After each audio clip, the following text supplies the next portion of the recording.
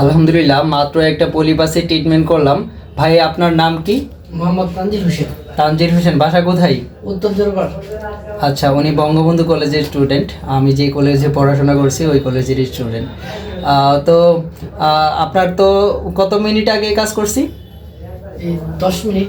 10 minute বা 5 minute হবে, 5 minute আগে কাজ করলাম। তো এখন অনুভূতি কেমন? আলহামদুলিল্লাহ অনেক ভালো।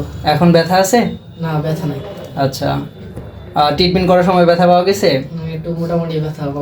হ্যাঁ, একটু জিম করছেন, হ্যাঁ হালকা একটু, ওইটুকু করবে। এটা একটা অপারেশনের পরিবর্তে যেহেতু কাজটা করতেছে এবং স্থায়ীভাবে ভালো হয়ে যাবে এবং ইনশাল্লাহ আজীবন গ্যারান্টি সহকারে কাজ করলাম। আর জীবনে কোনো দিন এইরকম হবে না। পলিপাসের ট্রিটমেন্ট আমি সাধারণত আজীবন গ্যারান্টি সহকারে কাজ করি।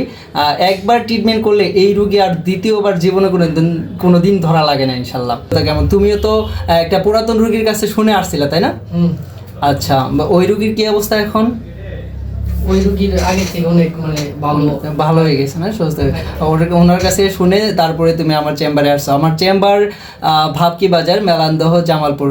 চেম্বারে আসার আগে অবশ্যই সবাই ফোন করে জানায় আসতে হবে, কারণ আমি এক এক সময় এক এক জায়গায় থাকি, আরও কয়েকটা জায়গায় রুগী দেখি। সবাই আমাকে জানায় আসবেন। ধন্যবাদ সবাইকে। আসসালামু আলাইকুম।